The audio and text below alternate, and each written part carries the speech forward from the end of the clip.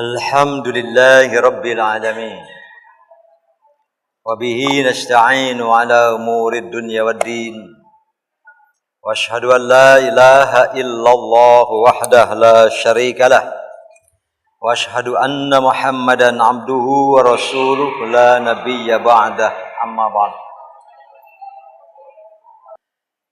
Walaqad ataina Dauda, dan sungguh telah kami berikan, anugerahkan kepada Daud minna, dari kami, fadla, berbagai keutamaan. Apa saja keutamaan yang dianugerahkan Allah kepada Nabi Daud? Ya jibal, ini hanya beberapa saja di antaranya. Ya jibal awibi ma'ah. Kalau Nabi Daud sedang bertasbih dan melantunkan indah suaranya atau suara indahnya ketika membaca kitab Zabur, ikutlah kalian wahai gunung bertasbih bersamanya. Awibi ma'ahu, sama dengan sabbihi, gitu ya. Awibi, awib dari kata aba, gitu ya. Ini kata-kata awibi.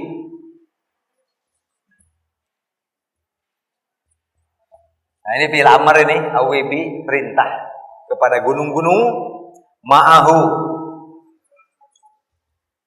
Ma'ahu. Oleh karena itu kalau Nabi Daud sedang melantunkan beberapa suhuf yang ada dalam kitab Zabur, dalam beberapa riwayat ada 60 poin. Ada perintah Allah, ada larangan Allah secara garis besar, ada perintah untuk beribadah hanya kepada Allah dan jangan pernah menyekutukannya, dan juga ada zikir-zikir dan tasbih-tasbih khusus, dan juga dengan nada-nada yang khusus. Maka kalau sudah Nabi Daud melantunkan Zaburnya, gunung akan ikut bertasbih bersamanya. Wa tayra, begitu juga burung-burung. Karena dalam beberapa riwayat, kalau sudah Nabi Daud melantunkan suara indahnya, maka burung-burung nanti akan berhenti dan berkumpul, lalu terus bersautan mengikuti suara tasbih dan zikir Nabi Daud alaihissalam. Karena Nabi Daud adalah suaranya suara terindah manusia di alam semesta ini. Entah Nabi Daud mah tekengeng ngiring kontes Indonesian Idol. Jangan, saya Indonesiaeun. Gitu. Sampai begitu. Jadi burung-burung yang sedang terbang pun mereka akan berhenti, lalu berkumpul ikut bertasbih bersama Nabi Daud alaihissalam. Kalau sahabat Nabi ada namanya Abu Musa Al-Asy'ari. Satu ketika Abu Musa Al-Asy'ari sedang mengerjakan suatu salat malam. Lalu ia melantunkan beberapa surat dari Al-Quran. Nabi lewat ke dekat rumahnya. Nabi berhenti. Setelah selesai sholat malamnya, Abu Musa dipanggil. Indaka, kamu memiliki mizmar min mazamiri Daud. Engkau ibaratkan mizmar, kalau bahasa sehari-hari seruling. Di tenggorokanmu itu ibarat ada beberapa seruling Nabi Daud. Maksudnya betapa indahnya suara Nabi Musa al-Asy'ari.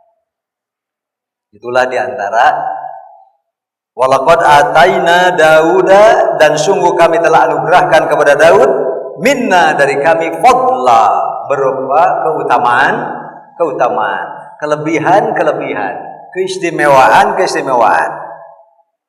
Suara yang indahnya itu digambarkan oleh ya jibal, wahai gunung, awibi ma'am, bertasbihlah bersama Nabi Daud.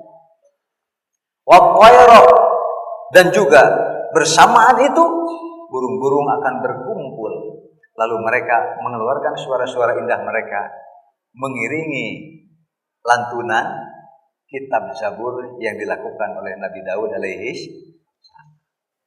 Itu diantara keistimewaannya.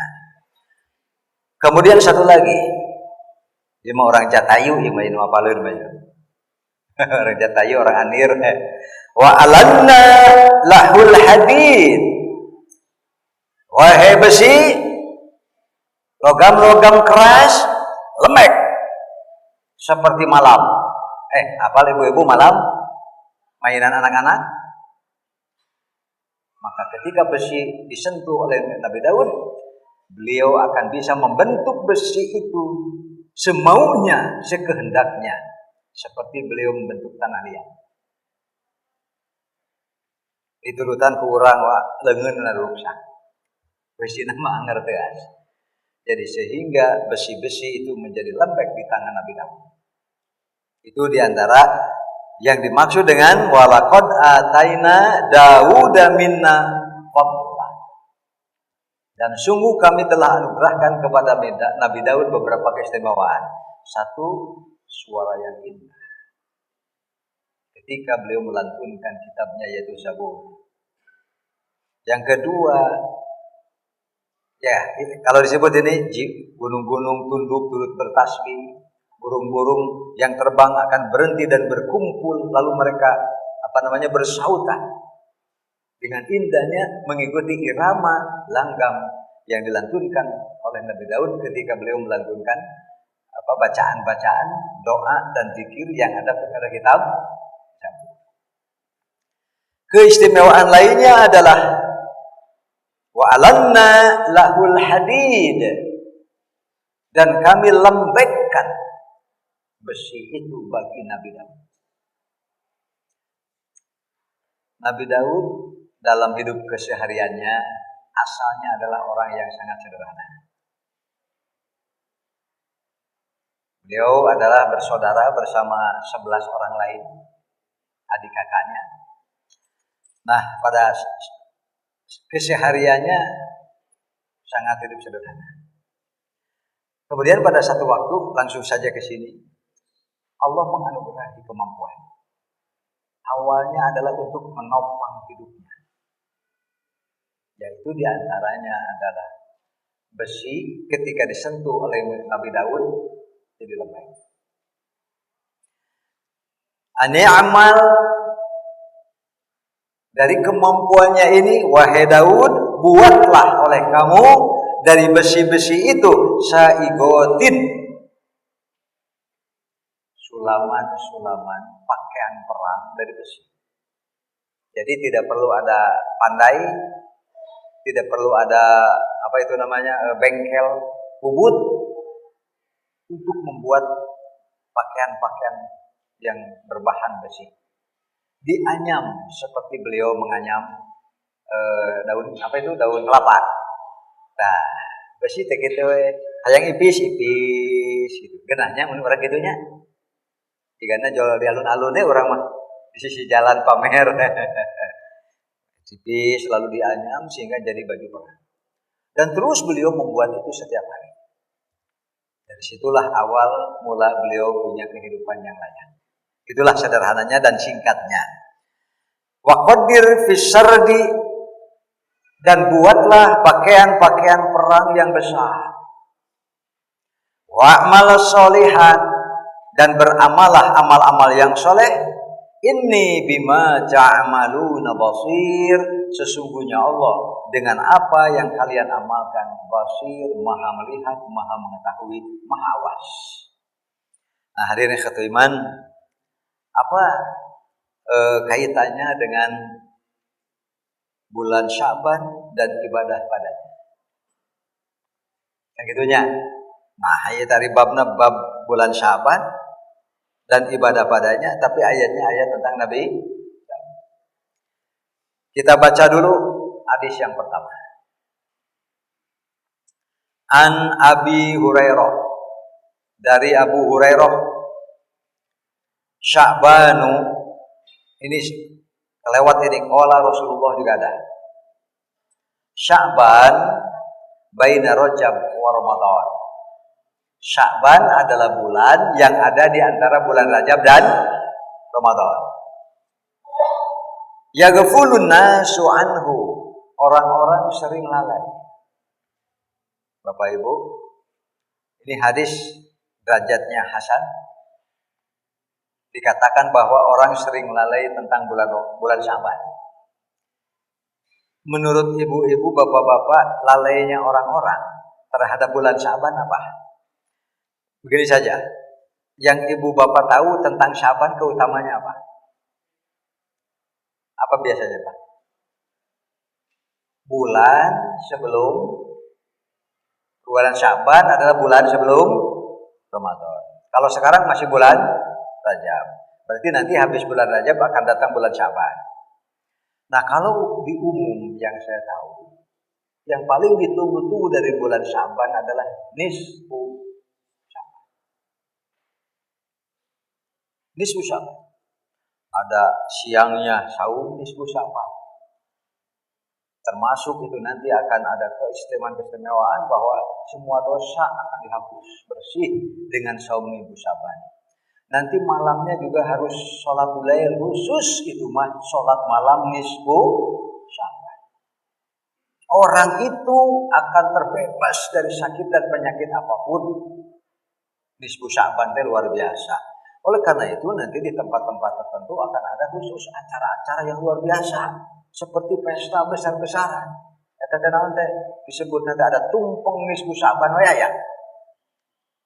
Nah, kita ini orang yang sangat santai, bahkan cenderung ta'assub. Terusnya, begitu datang bulan Sya'ban biasanya ya ibadah kita istimewa apa, Bu? Masa teu ayahnya? Teu ayah. Kalau dianggap sama sekali tidak ada, bisa jadi tercakup dengan hadis yang dimaksud oleh Rasulullah. Yaghfulun nasu anhu, orang-orang lalai seringkali tidak sadar bahwa bulan yang mereka masuk itu adalah bulan Sya'ban. Saking acuhnya dan merasa tidak ada ibadah apapun pada bulan Sya'ban. Kalau sampai seperti itu berarti termasuk yang lalai. Tapi bagaimana dengan orang yang menyambutnya? Karena ada orang yang nanti saum selama bulan Sya'ban, tidak dikosongkan. Begitu masuk tanggal 1 Sya'ban, sudah saum sampai nanti akhir Sya'ban. Baru berhenti tanggal 27-28 Sya'ban. Karena mereka beranggapan haram hukumnya saum 1 hari sebelum Ramadan. Nah, itu yang setahu saya yang disebarkan sampai kepada orang-orang. Oleh karena itu saya juga tidak heran kalau ada orang, ayo Pak, makan, minum. Oh maaf, saya sedang saum. Saum apa? Saum Sya'ban. Karena saum Sya'ban bagi kelompok ini adalah saum 1 bulan penuh, kecuali nanti 1-2 hari sebelum masuk 1 Ramadan. Oleh karena itu, menurut mereka, begitu datang bulan Ramadan, tidak kaget dengan saum yang harus berturut-turut selama 1 bulan, karena sudah latihan. Sehingga, ini poin-poin yang saya baca, iman sudah siap untuk menghadapi saum selama Ramadan. Secara fisik pun sudah siap, terbiasa. Secara mental psikologi pun sudah biasa. Begitu datang Ramadan, santai. Karena Sya'ban sudah dipersiapkan sedemikian rupa dengan saum penuh selama 1 bulan, kecuali 1 atau 2 hari sebelum bulan Sya'ban. Paham seperti itu ada. Itu yang khusus saja menunggu nisfu Sya'ban juga ada. Mereka lalai, tidak ada perhatian sama sekali dengan tanggal 1, 2, 3 dan seterusnya. Begitu sampai hari gitu, malamnya yang besoknya, berarti malamnya nisfu Sya'ban, malam nisfu Lailatu nisfi Sya'ban. Malam pertengahan bulan Sya'ban. Lalu besoknya berarti nahar atau siang nisfu Sya'ban. Itu adalah saumnya utama. Nah, ini jadi malamnya sholat khusus nisfu Sya'ban, siangnya pun saum khusus nisfu Sya'ban. Kelompok yang seperti itu pun ada. Hari orang kelompok mana tah? Dan apakah kita masuk kepada saum selama sebulan penuh Sya'ban? Tidak masuk, tidak masuk. Apakah kita menunggu-nunggu nisfu Sya'ban? Khusus saumnya nisfu Syaban, tahajudnya nanti saja nisfu Syaban. Kenapa? Karena itu akan mengampuni seluruh dosa. Kan selesai. Bisa dipahaminya? Apakah kita termasuk yang menunggu-nunggu nisfu Syaban? Tidak juga. Berarti kita ini termasuk la syarqiyah wala gharbiyah. Dekat kulon dekawe kawetan. Malah sok disebut laha ulai wala ilaha ulai. Tidak termasuk pada kelompok ini, tidak termasuk pada kelompok ini. Di mana tuh? Walakinna baina dzalik, ada di tengah-tengah. Di mana tengah-tengah teh? Masih ngahulang kene. Jadi memang ilmu kene geus ngahulang merenya. Tangga dia ditambahan atau beuki we ngahulang. Nah. Masalahnya ada sabda Rasulullah. Memang ini ada masalah sedikit hadis, tetapi karena ada beberapa jalan periwayatan sehingga ini dinyatakan oleh ulama, di antaranya Syekh Nasiruddin Al-Albani, bahwa ini merupakan hadis yang berderajat hasan. Sedangkan hadis yang berderajat hasan termasuk makbul, gitu kan? Jadi hadis itu kan cuma ini Pak, makbul, ma'mul. Nanti ada hadis sahih, gitu kan? Al-hadisus sahih,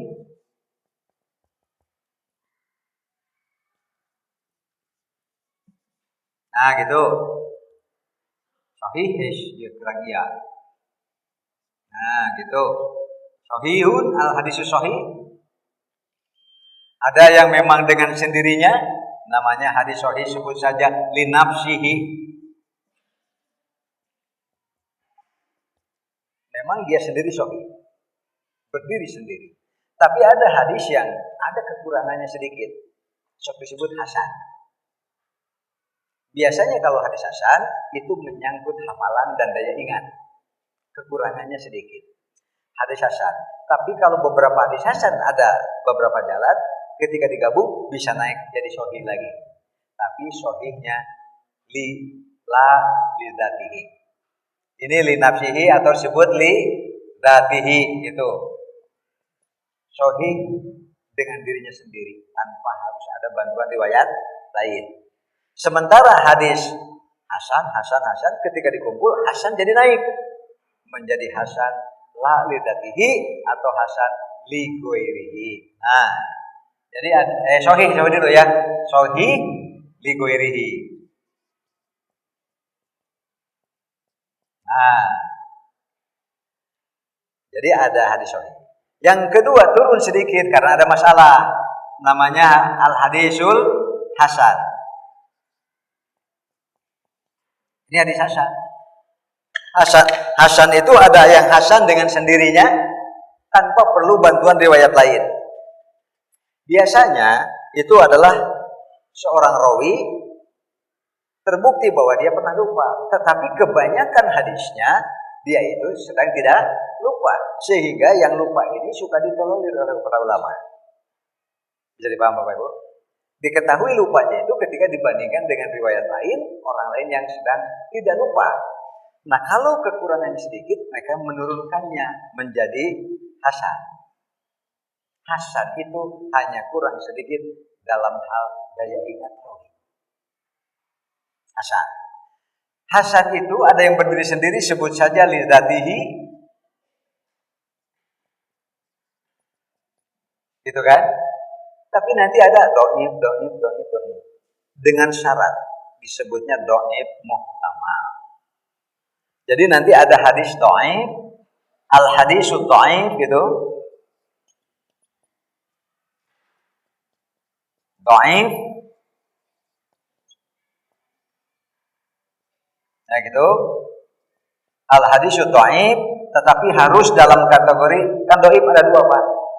Yang pertama ada dhaif muhtamal. Dhaif muhtamal itu apa? Dhaif yang berkaitan dengan daya ingatnya, berarti buruk hafalannya. Kalau seorang rawi buruk hafalannya, lalu nanti ada rawi lain meriwayatkan hadis yang sama, akur matanya, bisa dipaham? Berarti saat itu meskipun dia buruk hafalannya, waktu meriwayatkan hadis sedang bagus. Buktinya sama dengan orang yang hafalannya baik. Itu maka Yang doib. Nah, doib itu apa? Namanya doib muhtamal. Sebut saja muhtamal. Apa doib muhtamal? Doib yang masih ada peluang untuk naik menjadi hasan. Gampang bahasanya ya. Apa doib muhtamal? Doib yang masih ada peluang untuk naik menjadi hasan. Nah, doib itu tak. Tapi nanti ada doib yang subut. Nah gitu. Apa yang disebut doib subut? Ini mah sudah parah dan tidak bisa ditolerir lagi, tidak bisa ditenggang lagi. Kalaupun dicatat, wajib dijelaskan doibnya.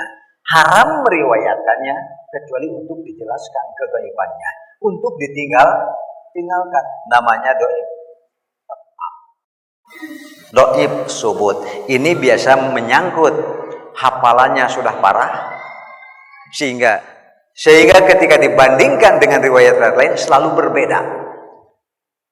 Yang begitu tidak akan bisa ditolong lagi. Yang kedua, tukang bohong. Yang ketiga, ahli bid'ah. Ahli bid'ah mah rek jujur ge ditolak wae riwayat apa. Bisa dipaham ya? Nah, ketika benar-benar memenuhi syarat doib yang tidak bisa ditolong, masuk ini mah dimasuk keranjang. Makanya nanti ada yang disebut hadis maudhu. Siapa mereka? Biasanya pendusta yang sudah terbukti pernah dusta walaupun dalam obrolan sehari-hari. Maka jadi rawi mah ngabohong sekali weh soal harga beas. Padahal tidak ada kaitan dengan hadis nama.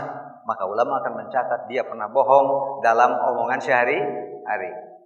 Menurut para ulama, mungkin juga nanti bila ada kepentingan dia bisa membohongkan hadis. Muttahamun bil kadzab namanya. Dia orang yang disebut tertuduh dusta.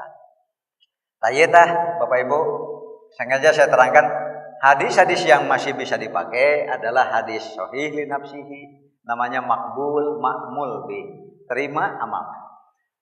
Lalu ada li ghairihi, berarti ada beberapa hadis hasan ketika digabungkan naik derajatnya menjadi sahih meskipun karena yang lainnya bukan berdiri sendiri, termasuk kategori makbul makmul bi, diterima diamalkan.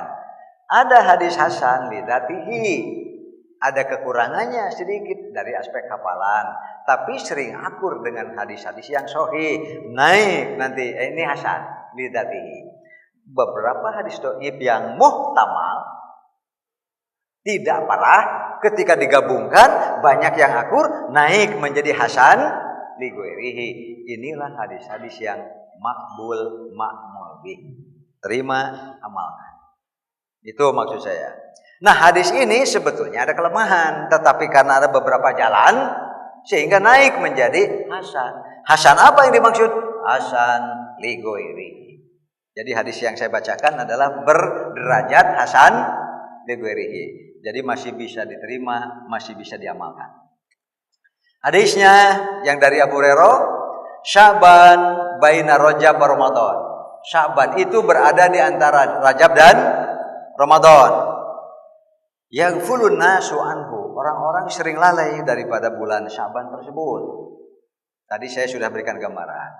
Ada yang semangat luar biasa sampai saum sebulan penuh. Apa alasan mereka? Atasnya, apa alasan mereka? Apakah mereka tanpa dalil sama sekali? Nanti kita baca lanjutannya. Turfa'u fihi a'malul ibad. Pada bulan Sya'ban itu akan diangkat dan dinaikkan catatan-catatan seluruh hamba Allah Subhanahu wa taala. Kata Nabi, "Fa uhibbu an la yurfa'a amali."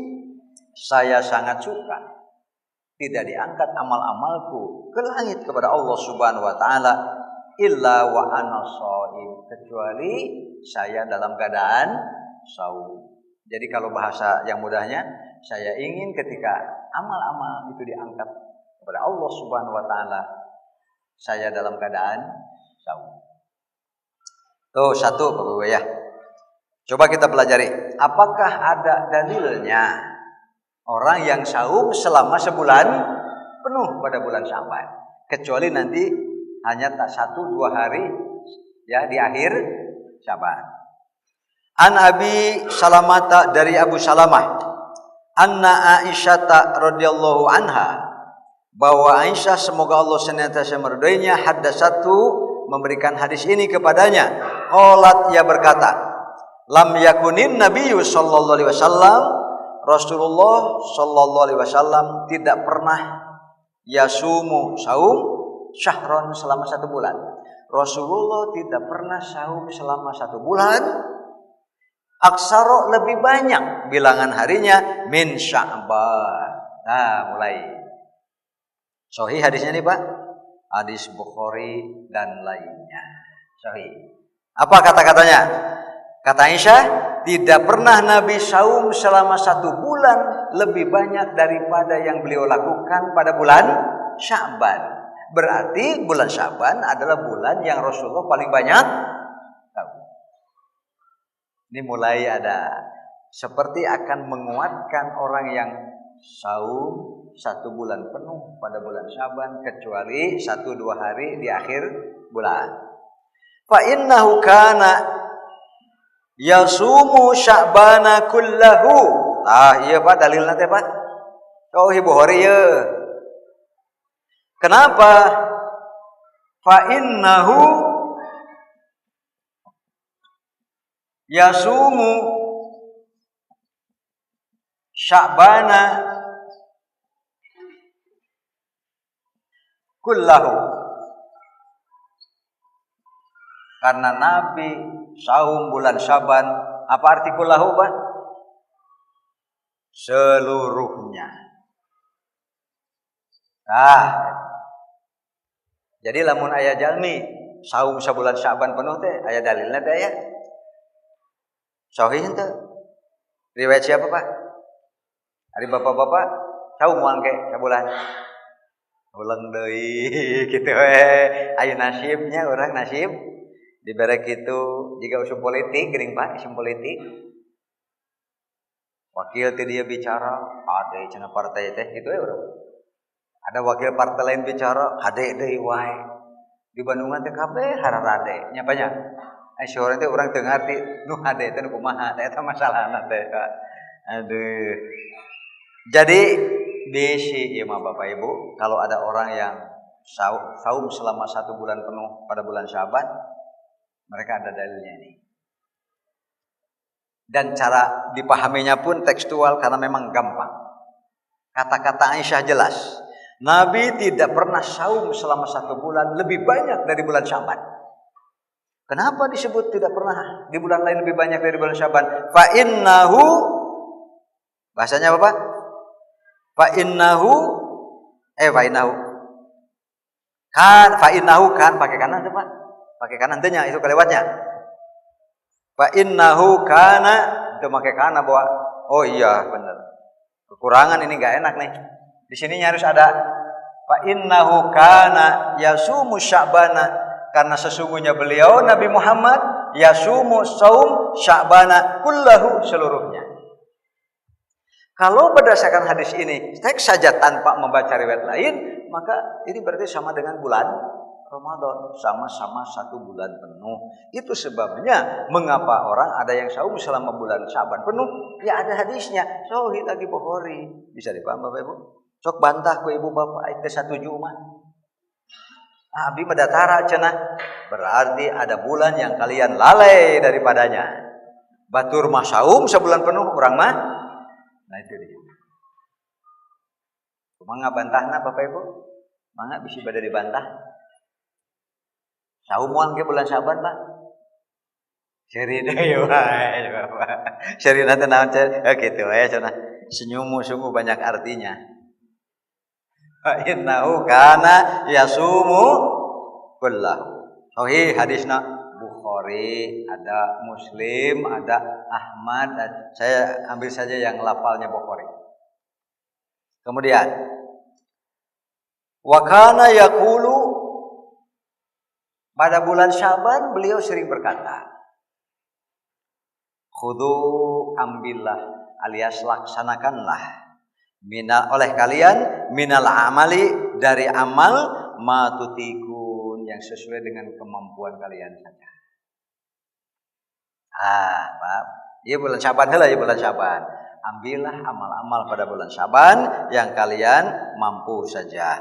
Fa innallaha la yamallu, Allah tidak akan bosan, Allah tidak akan jenuh, Allah tidak akan menjauh, dan Allah tidak akan berhenti memberikan kalian pahala hatta tamallu, sehingga kalian jangan bosan beribadah. Berhenti beribadah ya berhenti juga pahalanya. Tuh. Wa ahabbu sholati ila nabi sallallahu alaihi wasallam, salat yang paling disukai, dicintai oleh Nabi sallallahu alaihi wasallam adalah madawama alaihi, sunat tapi didawamkan oleh pelakunya. Sunat tapi didawamkan oleh pelakunya. Sekali-kali sunat banyak orang yang bisa. Betul Bapak Ibu? Contoh saum, Senin, Kamis. Kalau sekali-kali banyak yang bisa. Tapi kalau harus terus selama hayatnya saum, Senin, Kamis, tidak banyak yang bisa. Berat tidak Pak? Ya berat. Makanya ada orang yang bertanya, Ustaz bagaimana hukumnya kalau saya sudah saum Senin tapi Kamisnya tidak bisa? Atau kedul gitu. Sama, tidak bisa nu kedul ke dan nu kedul teu bisaeun Pak. Kecuali dibuang dulu malasnya. Apakah sah saum Senin saya? Sah saumnya. Maksud saya berarti memang tidak mudah untuk terus dawam Senin, Kamis, Senin dan seterusnya. Berarti itu bukan saum Senin Kamis tapi dawamnya. Sederhana saja Pak. Sekarang setiap tanggal 13, 14, 15 Ayyamul Bid. Kan itu ada saum yang sunat, tapi setiap bulan kita harus pegang supaya 13, 14, 15 saya dawam. Ya, kadang-kadang lupa, kadang-kadang begitu ingat juga sedang ada acara dan lain sebagainya. Jadi yang berat itu dawamnya. Mengapa Rasulullah sangat suka? Meskipun kecil-kecil, tapi kalau dawam itu hebat. Jadi ternyata yang berat itu adalah mendawamkan ibadah-ibadah yang sunat. Kemudian wa ina qallat, walaupun yang kecil-kecil, yang ringan-ringan. Wa kana idza shalla sholatan, dan Nabi sallallahu alaihi wasallam apabila melakukan suatu salat dawama alaiha. Beliau kalau mengerjakan suatu pekerjaan sunat, terutama salat, maka beliau sangat suka untuk mendawamkannya. Jadi bagi kita berarti Nabi itu adalah orang luar biasa. Sampai ketika ada sahabat yang bertanya, Rasulullah, untuk apa Anda ini rajin sholat sunat? Wajar kalau sahabat bertanya begitu, Bapak Ibu. Kalau kita, kalau ibu-ibu ditanya, ibu-ibu mengapa rajin sholat sunat? Itu nggak jawab, buat rajin, Atau dibalik pertanyaan, mengapa tidak rajin sholat sunat? Nah itu mah pasti punya alasan. Bapak Ibu, sholat sunat itu yang pertama, apabila nanti pada sholat wajib kita ada kekurangannya, karena sholat wajib mah harus setor, tidak boleh ada kurangnya sedikit. Kalau kita pernah sholat tidak sengaja, maka segera tobat kepada Allah Subhanahu Wa Taala. Kalau ingat ya, segera tobat bahwa kita pernah sengaja tidak sholat wajib. Adapun kalau sudah sholat tapi ada kurang-kurangnya, getol-getol, rajin-rajinlah sholat sunat. Karena nanti yang bolong-bolong, yang kurang-kurangnya akan ditambali dengan sholat-sholat sunat itu. Lalu sekarang sudah genap nih, di dalam sholat wajib kita tidak ada kekurangan, tapi masih ada sisa stok. Karena kita rajin sholat sunat. Buat apa? Buat meningkatkan derajat di surga. Karena surga kan 100 tingkat tuh. Kalau masih ada sisanya, bisa untuk meningkatkan derajat di surga. Lalu Rasul ditanya, Rasulullah, kalau Anda sendiri buat apa? Rajin sholat sunat. Bahkan sahabat mengatakan, ini diantaranya Aisyah dan Ibnu Abbas. Rasulullah itu apabila satu ketika beliau terhalang untuk qiyamul lail, sholat malam, apakah karena sakit atau hal lainnya, liwajahin wa ghairihi, karena sakit atau yang lainnya, shalla naharon sintai asyarata rakaatan, beliau akan mengerjakannya pada siang hari sebanyak 12 rakaat. Itu kalau tidak salah pernah saya sampaikan ya. Cuma ini menjadi khususiyatun Nabi sallallahu alaihi wasallam. Jadi Buat apa ngaku itu Rasulullah? Apakah kita berpikir Rasulullah pada sholat wajib ada kurangnya? Ada Rasulullah tidak sholat wajib, nah ya kurang nama. Kieu hiji. Rasulullah pernah enggak meninggalkan sholat wajib dengan sengaja? Pasti jawabannya sama. Ya kan? Tidak pernah. Apakah setiap kali sholat Rasulullah ada kurangnya? Tidak ada. Sholat Rasulullah itu kalau nilai 100. Jadi ini untuk apa? Ternyata beliau mengatakan, "Yahtabatu Rabbi li ummati." Ini adalah tabungan saya yang nanti sebagiannya akan saya pakai menolong hamba-hamba saya.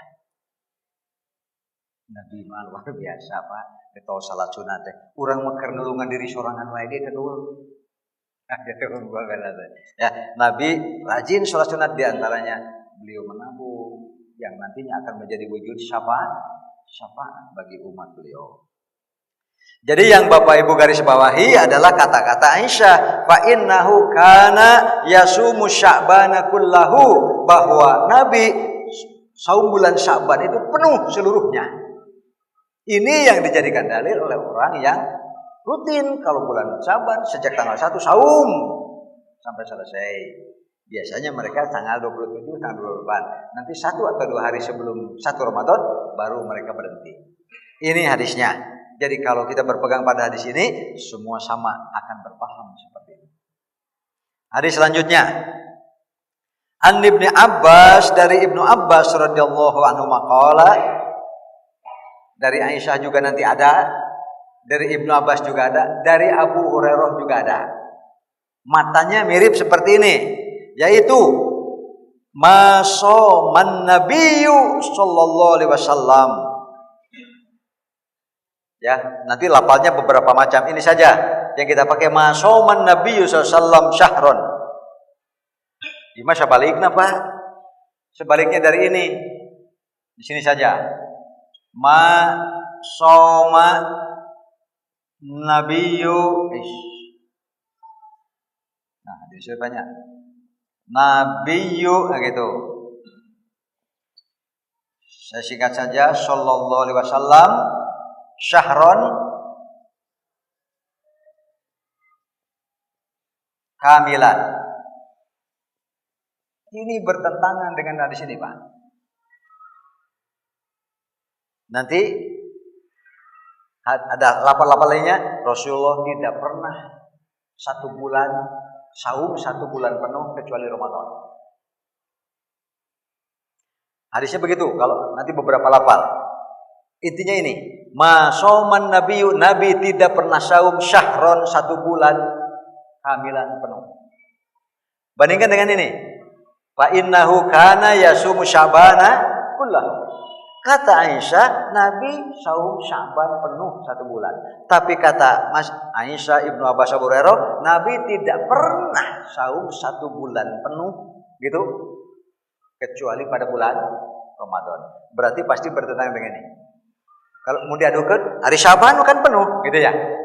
Itu berarti hadirin satu iman yang seperti ini sahih dua-duanya.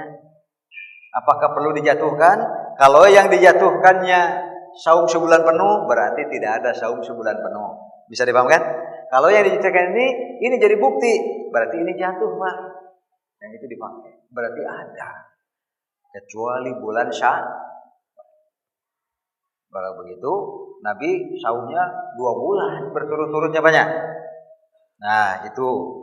Oleh karena itu, para ulama pun terus memutar, Pak, mencari jalan terbaik bahwa hadis sahih dengan hadis sahih. Gimana pelajaran disebutnya turukul istinbat. Bagaimana sikap kita apabila ada sahih dengan sahih bertentangan, kan? Yang satu mengatakan bulan Sya'ban penuh 1 bulan, tapi hadis lain selain Ramadan tidak pernah Nabi saum selama sebulan penuh. Bagaimana sikap kita kalau melihat hadis sahih dengan sahih beradu begini, Pak? Kalau dalam istilah para ulama, mata amkanal jam'u la yajuzu tarjih. Kalau masih bisa diramu, jangan dijatuhkan salah satu. Cari inti-inti permasalahan dari kedua hadis yang secara zahir bertentangan, lalu cari jalan supaya dua-duanya terpakai.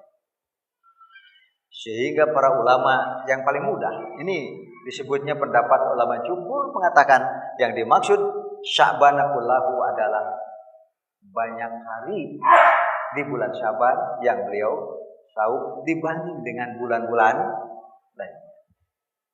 Sehingga kullahu ini diartikan aksar, paling banyak. Rasulullah mengerjakan saum sunat pada bulan Ramadan dibanding dengan bulan-bulan lainnya. Sehingga Nabi tidak pernah saum penuh satu bulan terpakai. Yang dimaksud dengan kullahu di sini adalah sebagiannya, tapi lebih banyak dibanding dengan bulan-bulan lain. Itu namanya thariqatul jamai. Buat apa? Berarti seolah-olah ada saum khusus bulan sunat bulan Sya'ban. Nah, itulah. Selanjutnya Bapak Ibu. An Ibnu Abbas, kita lanjutkan lagi dari Ibnu Abbas radhiyallahu anhu maqala ma shauman nabiyyu sallallahu alaihi wasallam syahran kamilan. Qattu, Nabi tidak pernah sekalipun saum sebulan penuh. Guero Ramadan, selain bulan Ramadan. Hanya bulan Ramadan lah Nabi saum sebulan penuh. Berarti bulan Sya'ban penuh tidak? Tidak penuh. Oleh karena itu yang disebut kullahu adalah sebagian lebih banyak saumnya daripada tidak saumnya.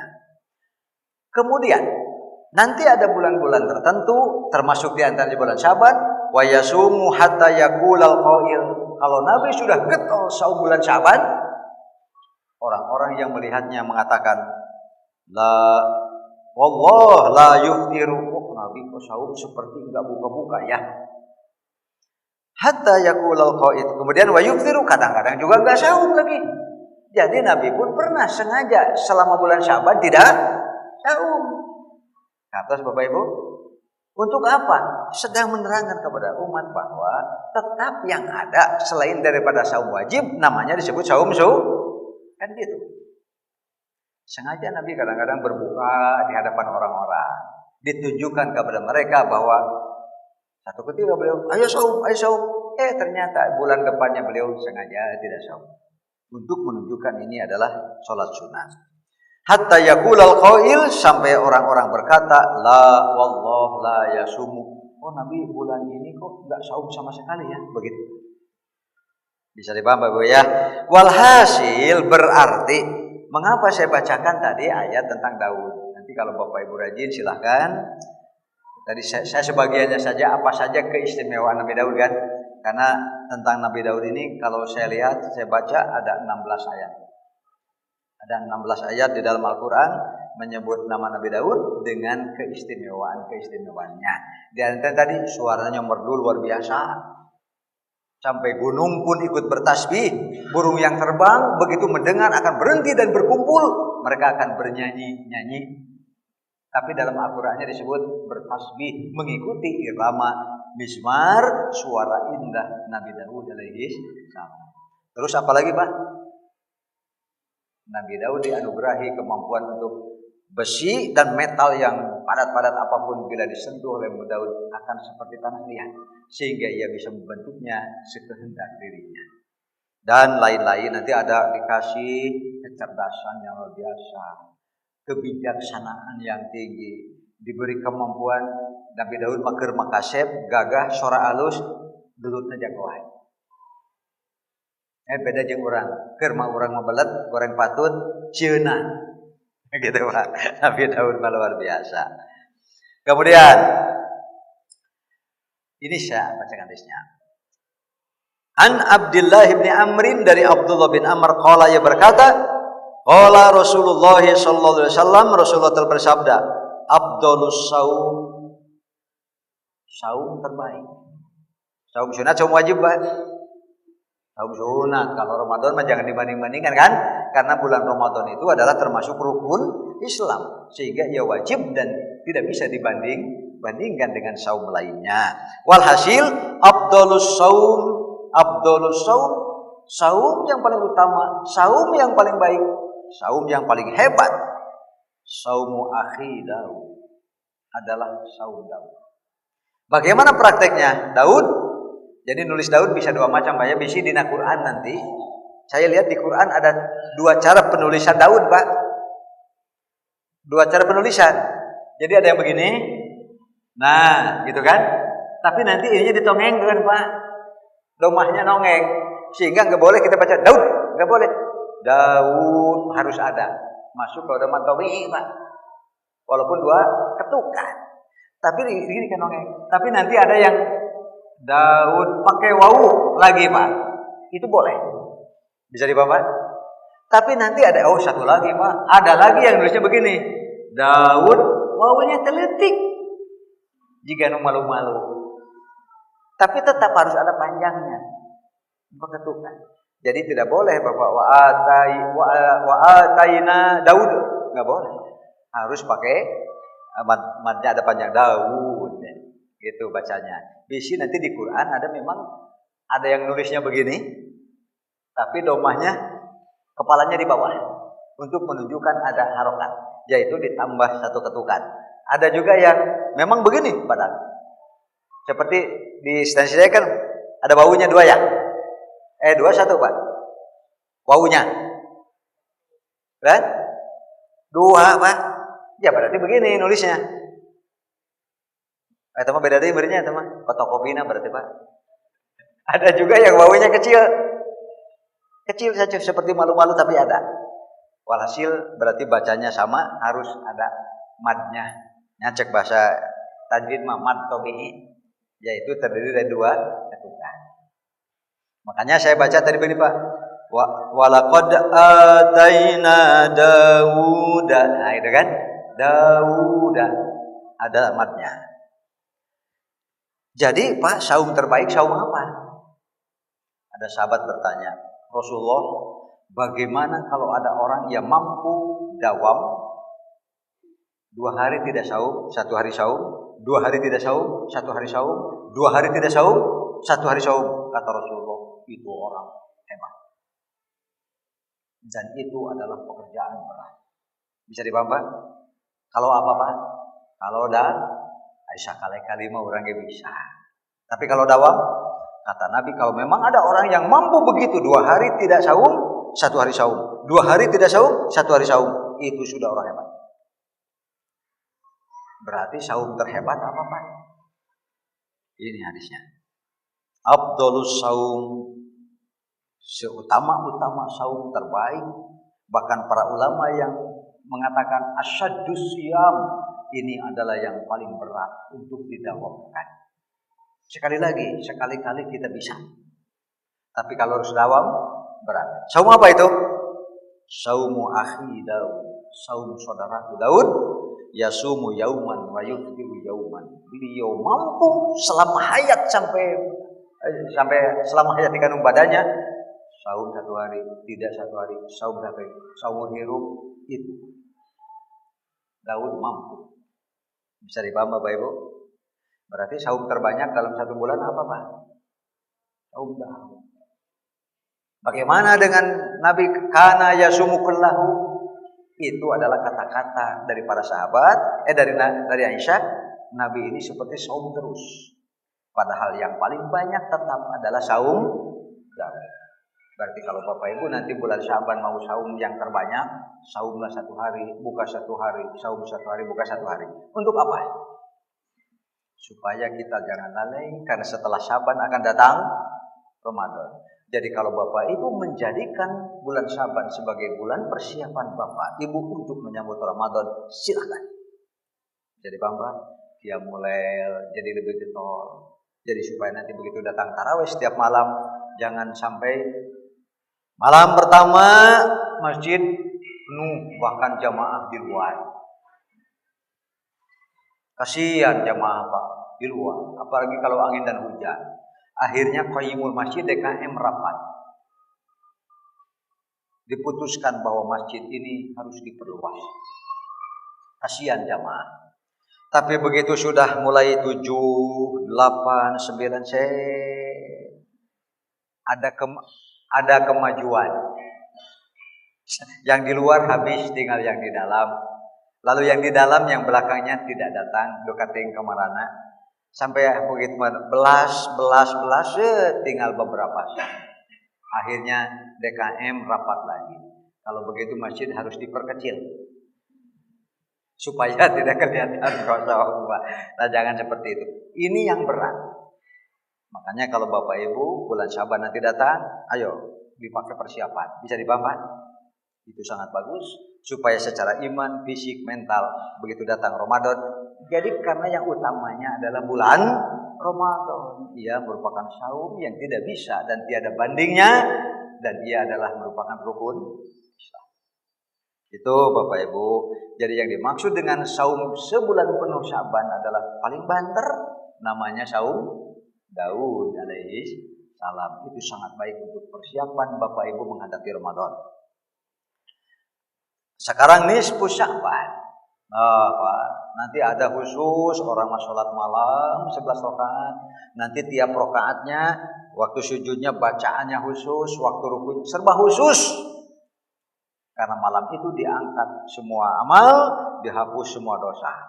Sehingga yang naik kepada Allah hanya catatan yang baik-baik saja. Ini hadisnya Pak.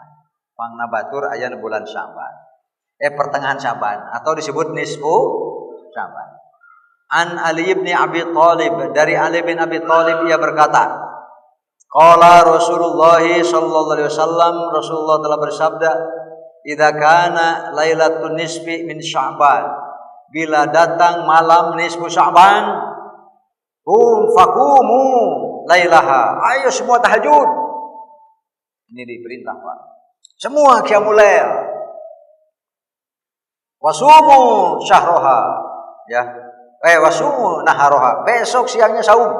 Jadi malamnya salat malam, besoknya itu khusus untuk nisfu Sya'ban. Fa innallaha yanzilu fiha, karena Allah Subhanahu wa taala akan turun, Pak. Allah akan turun. Ya, li ghurubi syamsi, pada saat tenggelamnya matahari. Allah akan turun pada saat tenggelam matahari. Ila sama'i dunia, ke langit yang terdekat ke kita. Wa yaqulu, lalu berfirman, ala min mustaghfirin li, adakah orang yang memohon ampunan kepadaku pada nisfu Sya'ban ini? Waghfir wa aghfiru lahu, pasti saya ampuni seberapa banyak pun dosanya. Ala mustarzikun, adakah orang yang pada hari dan malam nisfu Sya'ban, lebih khusus lagi adalah menjelang maghrib, lalu ia minta rezeki apapun, fa'arzaqahu, pasti aku akan penuhi segala keinginan rezekinya. Ala mubtalan fa'afihi, gitu. Fa'afiyahu, mustalan fa'afiyahu. Adakah orang yang punya keluhan, apakah sakit secara fisik atau gangguan pada hati pikirannya, maka pasti akan aku selesaikan, akan aku afiatkan dia. Jadi yang minta ampun pasti diampuni, minta rezeki pasti dipenuhi, yang sakit yang apa akan sembuh asal mohon kepada Allah. Mobil khusus pada saat akan tenggelamnya matahari maghrib pada apa disebutnya Pak? Nisfu Sya'ban. Bahkan ala kada hatta yatlu al-fajr, sejak masuk hari maghrib masuk Sya'ban, nisfu Sya'ban Pak, sampai nanti fajar, itu semua adalah pengampunan, diberi rezeki asal mau minta kepada Allah. Yang sakit semuanya akan sembuh. Itu Pak. Kumaha hadisna sahih ya teh eta Pak. Anyakal nanti Pak, itu lamun hadis sahih ya, rumah sakit moal payu ya. Tinggal menunggu nisfu Sya'ban. Kalau rumah sakit laku, nanti juga setelah kedokteran bubar. Kecuali kebidanan mah akan jalan terus karena akan lalahir wae Pak. Kemudian hadisnya bagaimana Pak? Ini ada di dalam kitab Al-Baihaqi, Syu'abul Iman, Ibnu Majah. Keterangan, hadis ini dhaif karena ada rawi yang bernama Ibnu Yasrah, yang nama lengkapnya adalah Abu Bakar bin Abdullah bin Muhammad bin Abu Yasrah. Menurut Ahmad bin Hanbal dan Yahya bin Ma'in, ia orang yang suka memalsukan hadis. Jadi hadis-hadis tentang nisfu Sya'ban palsu. Sia. Kalau orang beribadah hanya karena semata-mata keutamaan nisfu Syaban, kalau menurut saya mereka tertipu oleh orang yang membuat hadis, maka sebaiknya berhentilah. Khusus ibadah-ibadah baik sholat malam nisfu Syaban ataupun saum nisfu Syaban, termasuk berdoa khusus, meminta rezeki, minta kesembuhan, menunggu nisfu Syaban. Walhasil tidak ada hadis nisfu Syaban yang sahih.